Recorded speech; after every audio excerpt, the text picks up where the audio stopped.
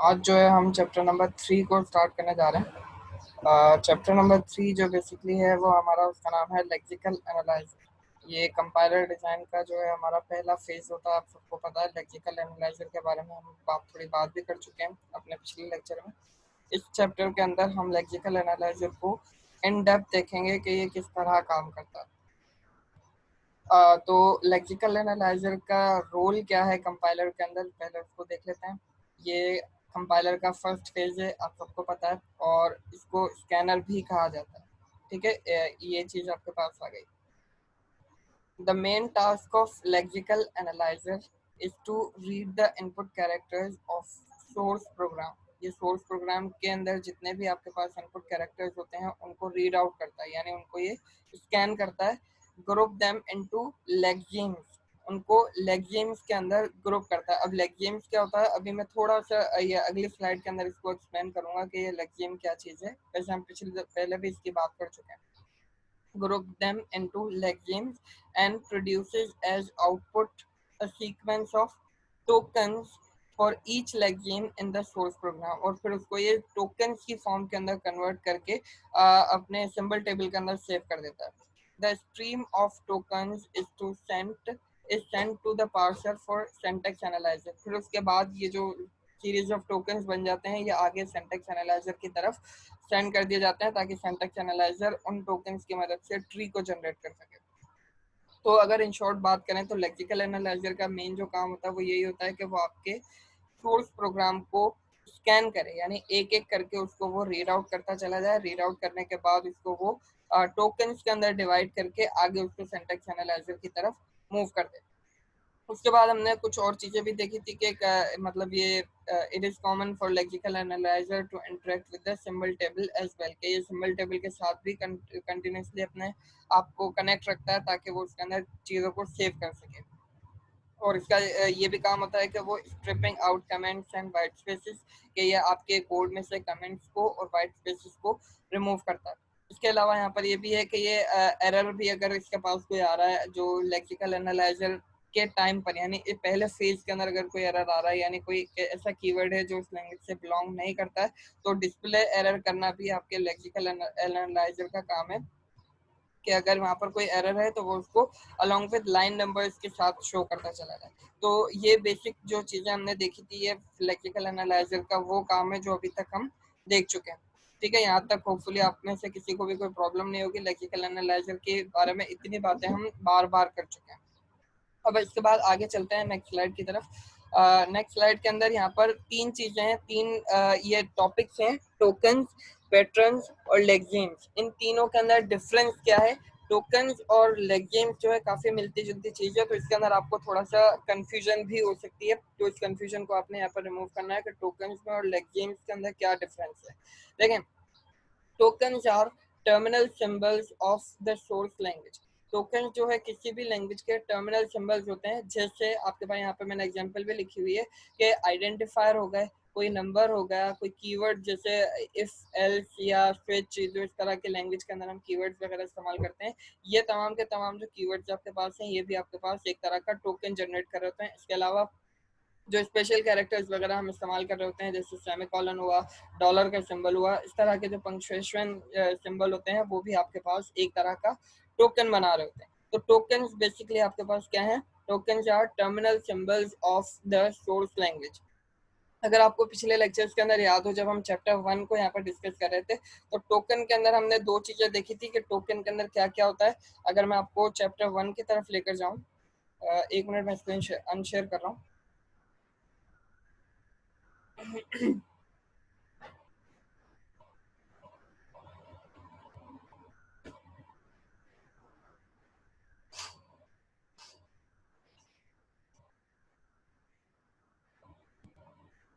Chapter 1 के अंदर अगर आप यहाँ पर देखें तो थोड़ा सा हम नीचे की तरफ आते हैं, लेक्सिकल एनालाइजर, और यहाँ पर जब हमने टोकन्स को डिस्कस किया था तो यहाँ पर अगर आप देखें कि यहाँ पर टोकन के अंदर दो चीज़ें आपके पास होती हैं। एक आपके टोकन का नाम होता है कि वो टोकन क्या है। Token name is an abstract symbol that is used during syntax analyser.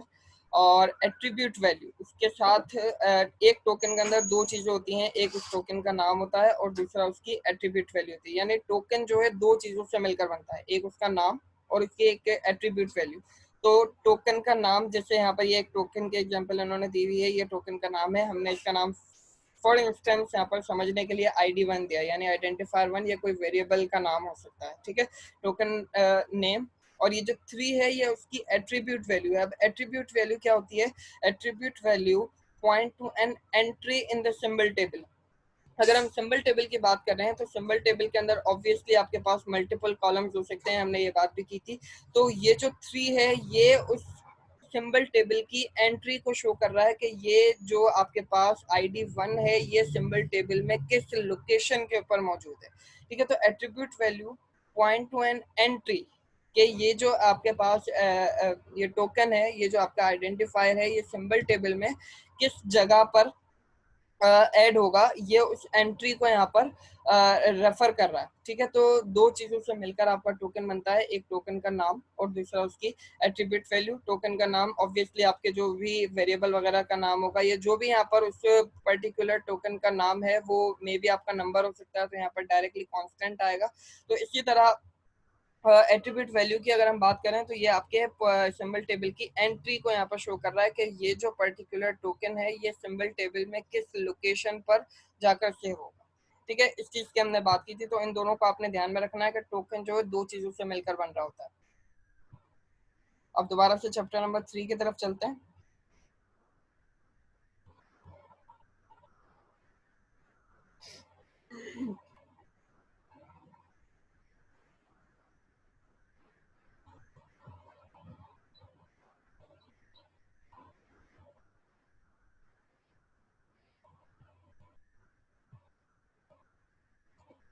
हम यहाँ पर बात कर रहे हैं टोकन्स और पैटर्न्स और इसके अलावा लेक्सेम्स की। तो टोकन्स और टर्मिनल सिंबल्स, अब इसके अंदर हमारे पास आइडेंटिफायर्स आ गए, नंबर्स आ गए, कीवर्ड्स, पंक्चुएशन, ये सारी चीजें आपके पास टोकन्स के अंदर आ जाती है। अब आपके जो लेक्सिकल एनालाइजर को ये पता कैसे चलेगा कि ये पर्टिकुलर टोकन इस लैंग्वेज से बिलोंग करता है या नहीं करता? तो उस चीज को मालूम करने के लिए आपके पास जो है वो पैटर्न होता है, ठीक है। पैटर्न आपके पास क्या है?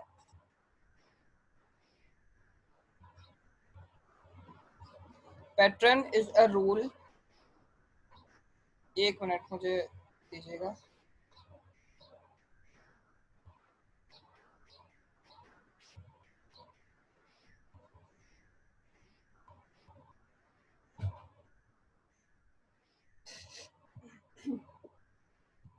अब पैटर्न आपके पास क्या है? Basically pattern is a rule describing all those lexemes that can represent a particular token in source language. वो पर्टिकुलर टोकन उस लैंग्वेज से बिलोंग करता है या नहीं करता, इसको डिफाइन करने के लिए आप एक पैटर्न लिखते हैं। पैटर्न, या आप इसको सिंपल अल्फाज में कहें तो आप इसको रूल भी कह सकते हैं। नॉर्मली कंपाइलर डिजाइन के टर्म्स के अंदर इसको पैटर्न कहा जाता है, ठीक है। तो पैटर्न जो है आपके पास क्या होता है कि यहाँ पर एग्जांपल अगर देखें तो आइडेंटिफायर, आइडेंटिफायर के बारे में भी हमने बात की थी। आइडेंटिफायर क्या होता है? किसी भी चीज का जो है नाम की हम बात कर रहे होते हैं, किसी भी चीज का नाम जो है वो आइडेंटिफायर कहलाता है। तो आइडेंटिफायर के लिए अगर आप कोई पैटर्न लिखना चाहें तो आप किस तरह लिखेंगे? स्टार्ट विथ अल्फाबेट, ठीक है। अगर आपको ऑटोमेटा थ्योरी में कुछ याद हो तो हमने एक डिस्क्रिप्टिव डेफिनेशन पढ़ी थी जिसके अंदर हम नॉर्मल इंग्लिश के अंदर अपने पैटर्न को या रूल को लिख रहे होते थे। और इसके अलावा हमने एक रेगुलर एक्सप्रेशन देखी थी, रेगुलर एक्सप्रेशन की भी यहाँ पर मैंने आपको एग्जांपल दी है।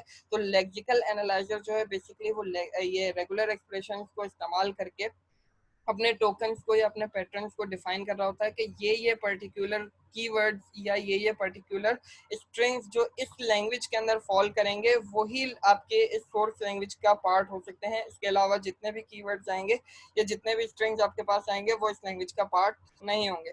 तो यहाँ पर मैंने एग्जाम्पल लिखी है, एक पैटर्न मैंने आइडेंटिफायर्स के लिए लिखा है, स्टार्ट विद अल्फाबेट और अंडरस्कोर।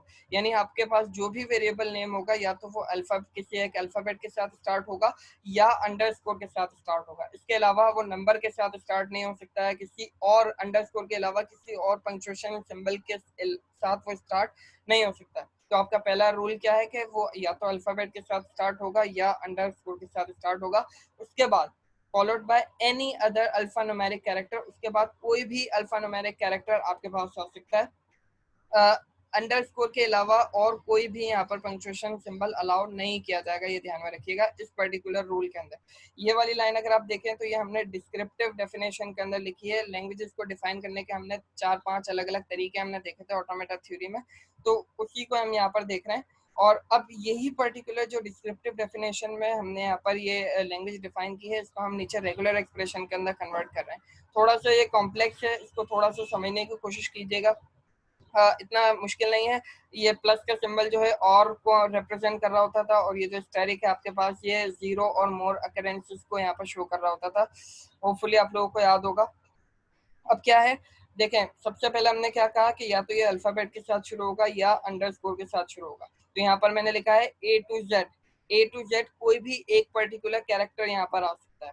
A to Z यहाँ पर कोई भी एक पर्टिकुलर कैरेक्टर आ सकता है, या प्लस यहाँ पर मैंने लगाया है, या अंडरस्कोर यहाँ पर आ सकता है।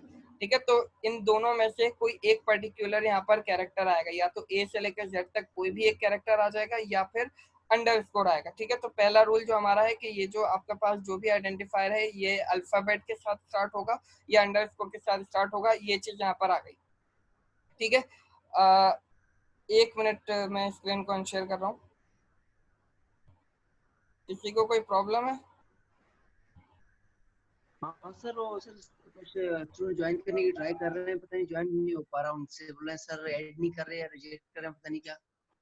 कौन ज्वाइन करना चाह रहा है? दिया यहाँ पर सब तकरीबन ज्वाइन है। सर, सादिया को हाँ आपने जी रिमूव कर दिया। साथ दिया। हाँ, मैंने एक बंदे को मैंने रिमूव किया है, उसका नाम नहीं आ रहा था। सर वो सर, ऐड हो वो ही नहीं पा रही वापस से। आ, नहीं सर, उसको वो ज्वाइन ही नहीं है सर, अभी तक वो ट्राई कर रही है, आपने एक्सेप्ट नहीं किया। 1 मिनट रुको, मैं देखता हूँ। ठीक है साथ दिया ज्वाइन नहीं हो पा रही, तो उनको बोलो कि अपने नाम के साथ लॉगिन हुआ करें। मैं अब हर किसी को यहाँ पर ऐड नहीं कर सकता, मैं अलाउ नहीं है। सर, नाम ही है सर, उनका रोल नंबर पूरा सेटअप बनाया हुआ है, नाम वगैरह जैसे हमारे एक वैसे ही। बंदा अभी लॉगिन हुआ था, उसके पास सिर्फ नंबर लिखा हुआ आ रहा था, कोई अजीब सा नंबर था, उसको मैंने रिमूव किया, नहीं बाकी सर, मैंने किसी को रिमूव नहीं किया। सर नहीं वो नहीं था, वो नहीं थी, ये इसकी अलग आईडी है, मैं बोलता हूँ। अच्छा, तो मैंने ये वेटिंग रूम को बंद कर दिया। अभी फिलहाल जो भी यहाँ पर ऐड होना चाहे वो हो सकता है। चले ठीक है, अब क्लास डिस्टर्ब होगी, फिलहाल मैं कंटिन्यू कर रहा हूँ। उसको बोला अगर वो नहीं ऐड हो पा रही है तो फिर वो रिकॉर्डेड वर्जन देख लेगी।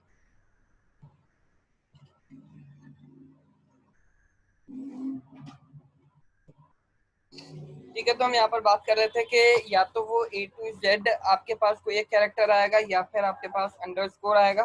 ठीक है, ये पहला हमने देख लिया। अब उसके बाद यहाँ पर हम कह रहे हैं कि उसके कोई भी अल्फान्यूमेरिक कैरेक्टर उसके बाद आ सकता है। तो ये राउंड ब्रैकेट के अंदर अब देखें हमने क्या किया है, या तो A to Z कोई भी कैरेक्टर आ जाए। अल्फा न्यूमेरिक का मतलब क्या है कि कोई भी अल्फाबेट आ सकता है, कोई भी नंबर आ सकता है, और हमने अंडरस्कोर यहाँ पर अलाउ किया हुआ है। तो इन 3 चीजों के अलावा कोई और यहाँ पर कैरेक्टर हम अलाउ नहीं कर सकते।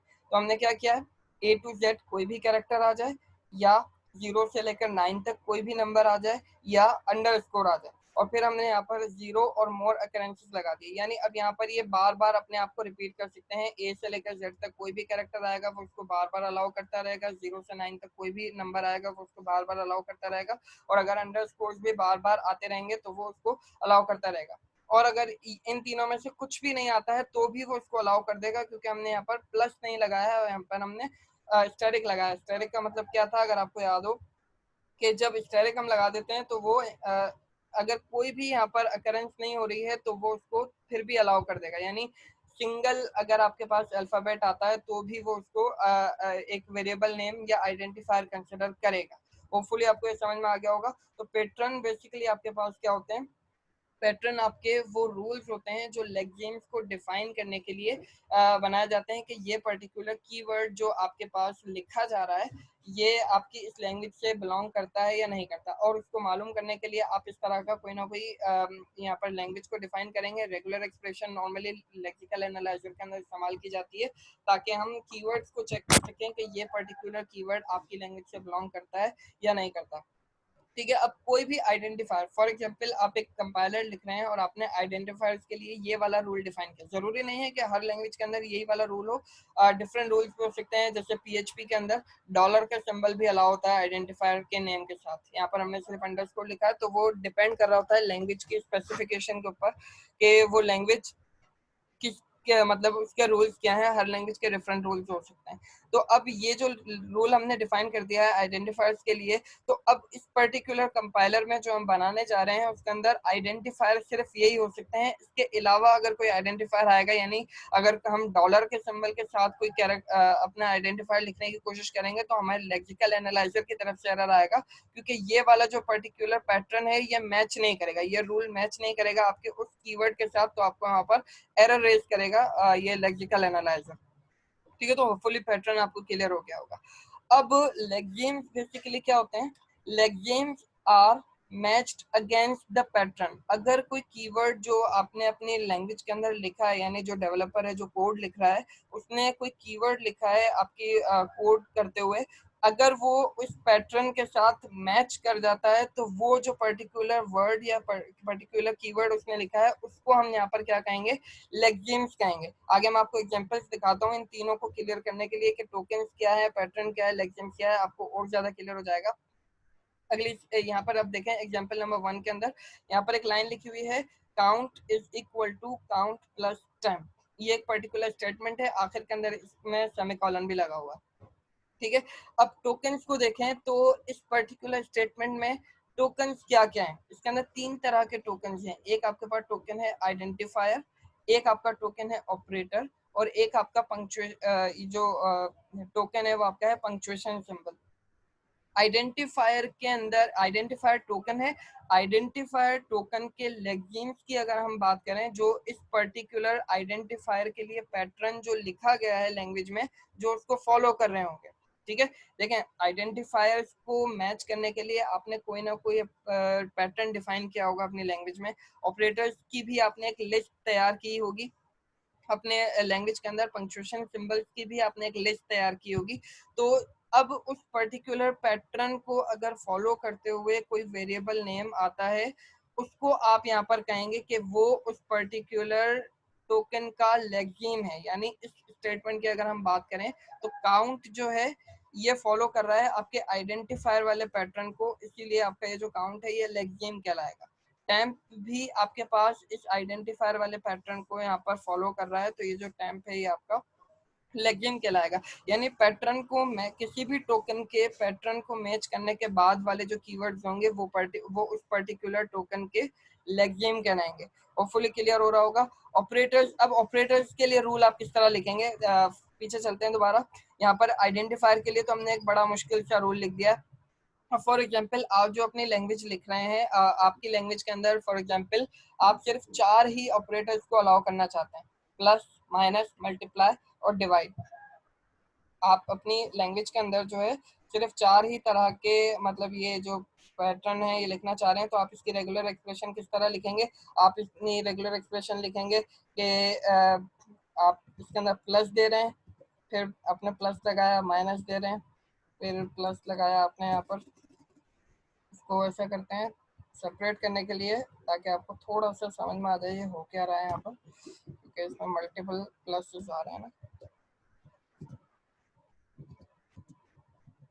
तो अगर आप इसको देखें, आप इस तरह एक सिंपल सी लिस्ट बना देंगे, कोई इतना मुश्किल काम यहाँ पर नहीं करना आपको।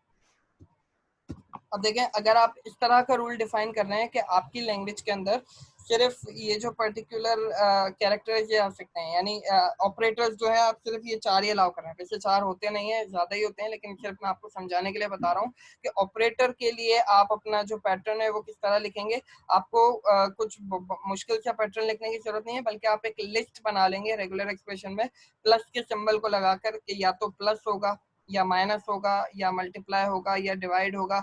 अगर आप ग्रेटर देन, लेस देन वगैरह दूसरे ऑपरेटर्स भी यहाँ पर चाह रहे हैं तो फिर आप प्लस लगाकर उनको भी सेपरेट करते चले जाएंगे। यानी आपको सिंपल एक लिस्ट बना देनी है और वो आपका ऑपरेटर टोकन के लिए आपका वो जो है पैटर्न डिफाइन हो जाएगा। सिंपल सी ये बात है।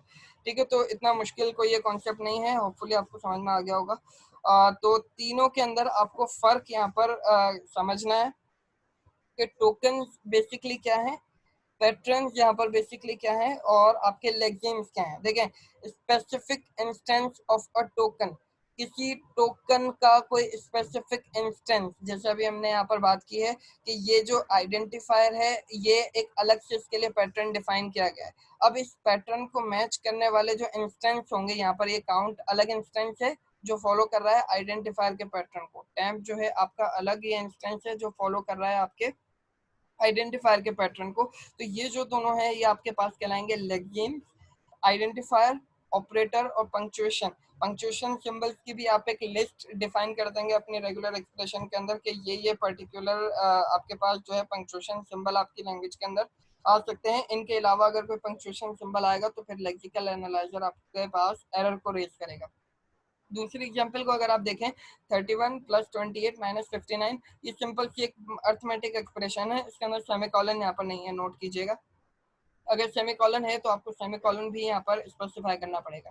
ठीक है, इस स्टेटमेंट के अंदर टोकन्स कौन कौन से हैं? आपके पास दो ही तरह के टोकन्स हैं, एक आपके पास नंबर्स हैं और एक आपके पास ऑपरेटर है। ठीक है, नंबर्स के अंदर आपके पास क्या क्या है, जो लेग्जिम जिसके हम काउंट करेंगे वो है 31, 28 और 59, और ऑपरेटर इसमें कौन कौन से इस्तेमाल किए गए हैं, प्लस का और माइनस का। तो सिंपल आपको ये समझ में आ जाना चाहिए, दो तरह के टोकन्स है, नंबर्स ऑपरेटर्स। नंबर के ये तीनों लेग्जिम्स हैं और ऑपरेटर के ये दोनों लेग्जिम्स हैं। होपफुली ये बात आपको क्लियर हो गई होगी। दोबारा से देख लें कि टोकन्स आपके पास टर्मिनल सिंबल्स होते हैं किसी भी लैंग्वेज के जो लैंग्वेज से बिलोंग करेंगे। उनके एग्जांपल्स में आइडेंटिफायर, नंबर्स, कीवर्ड, पंक्चुएशन, इन सब के लिए आप एक पैटर्न डिफाइन करेंगे कि जो भी आपकी लैंग्वेज के अंदर आइडेंटिफायर्स हैं वो किस रूल को फॉलो करेंगे, नंबर्स जो है वो किस रूल को फॉलो करेंगे, कीवर्ड्स आपके पास किस रूल को फॉलो करेंगे।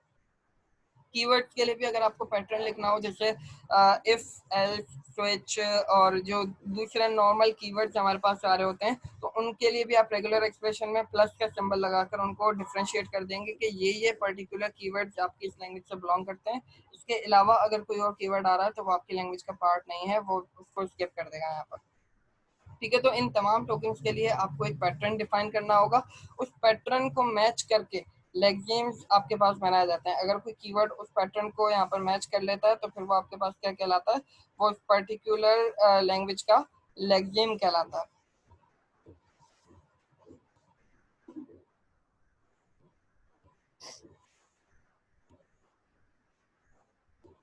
मैं स्क्रीन को अनशेयर कर दिया है। अभी यहाँ तक किसी को कोई क्वेश्चन हो तो वो अभी कर सकता है।